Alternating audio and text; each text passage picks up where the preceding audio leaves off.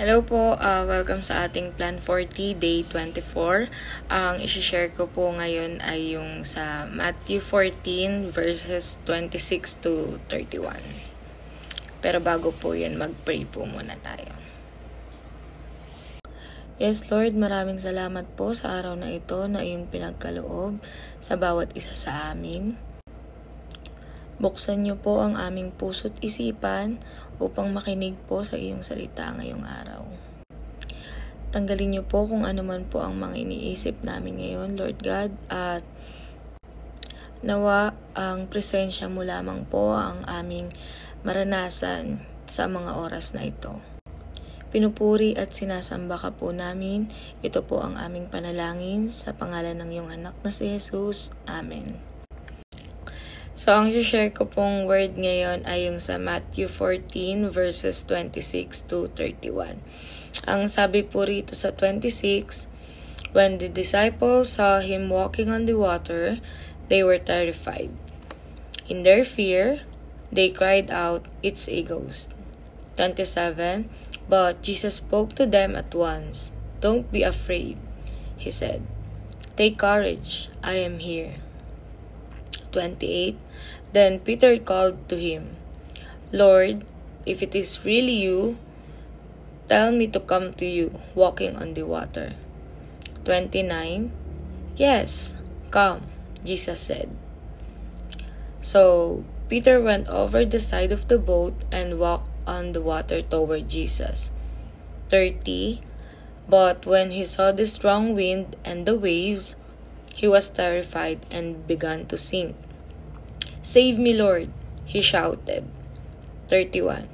Jesus immediately reached out and grabbed him. "You have so little faith," Jesus said. "Why did you doubt me?" So, ayun. So, nasa kasi sila nito, nasa bangka. Ngayon, bumabagyo. Tapos, nakita nila na merong nagliliwanag sa ibabaw ng tubig. Papalapit sa kanila. Tapos, nung nakita nga nila to, akala nila multo kasi nga nagliliwanag. Tapos, ngayon, sinabi na ni Jesus na siya yun. Hindi pa rin naniwala yung mga disciples na nasa bangka. Kahit si Peter mismo, hinamak niya si Jesus na kung si Jesus talaga siya, palakarin daw siya sa tubig papunta sa kanya. So sinabi naman ni Jesus na halika, lumapit ka. Tapos yun, naglakad siya, pero nung nakita niya na yung mataas na alon tsaka malakas na hangin, doon na siya nagsimulang lumubog.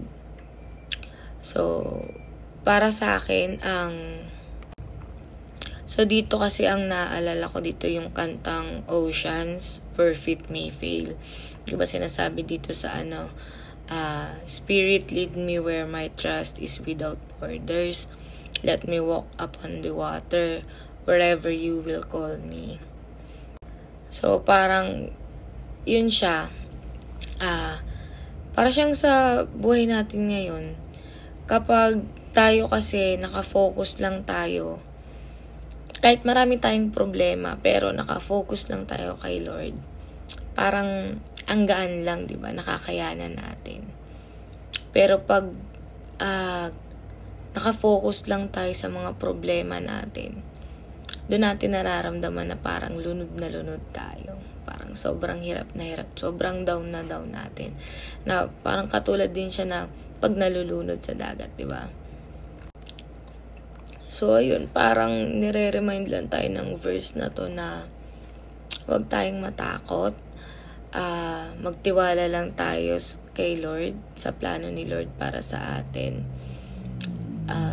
Huwag tayong ma-distract sa kung anumang mga pagsubok na kinakaharap natin ngayon. Lalo na ngayon na nasa Plan 40 ulit tayo. Maraming pagsubok na naman tayong kaharapin yan. Nawa mapagtagumpayan natin ang kanya-kanya nating pagsubok. At palagi lang tayong manalangin kay Lord, magtiwala sa Kanya, at kung ano yung will niya, yun ang siyang maghari sa buhay ng bawat isa sa atin. So, ayun lamang po. Naway mapaalalahanan ng lahat, lalo na yung may mga kinakaharap na mabibigat na problema ngayon.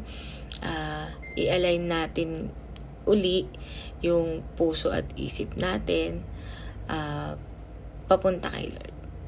So, yun lamang po. God bless. Okay, let's pray. Lord God, maraming salamat po sa mga salita mo ngayong araw na to. Naway magsilbi po itong paalaala sa bawat isa, lalo na po sa mga panahon na kami ay merong kinakaharap na mga mabibigat na problema. Tulungan mo po kami, Lord God, na may taas po ang bawat bigat na aming pinapasan at ipagkatiwala po itong lahat sa iyo. Gabayan mo po kami, Lord, lalo na po sa isinasagawa po naming prayer and fasting.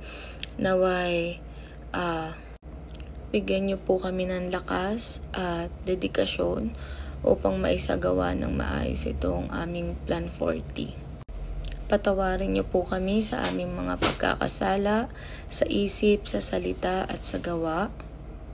Yakapin mo po kami ng iyong banal na Espiritu upang mapagtagumpayan po namin ang lahat ng mga pagsubok na aming kakaharapin. Itinataas din po namin ang buhay ng aming mga leaders at ang aming mga pastor na sina Mami Paz, si Daddy Paz at si Tatay Paz. Patatagin at palakasin niyo po sila dahil sila po ang siyang gumagabay sa amin dito sa aming Christian journey. Ipinagpapasalamat po namin ang buhay ng bawat isa, maging ng aming mga pamilya. Naway patuloy niyo po kaming gamitin upang ang kabutihan niyo po ang siyang makilala sa amin. Ngayon pa lamang po ay kiniklaim na po namin ang victory at ipinagkakatiwala na po ang lahat sa iyo.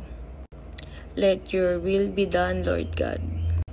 Alam po namin na pinapakinggan niyo po ang bawat panalangin ng bawat isa. Kinakailangan lang po naming magtiwala sa iyo. Nararapat ka po sa aming papuri at pagsamba. Ito po ang aming panalangin sa matamis na pangalan ng iyong anak na si Jesus. Amen.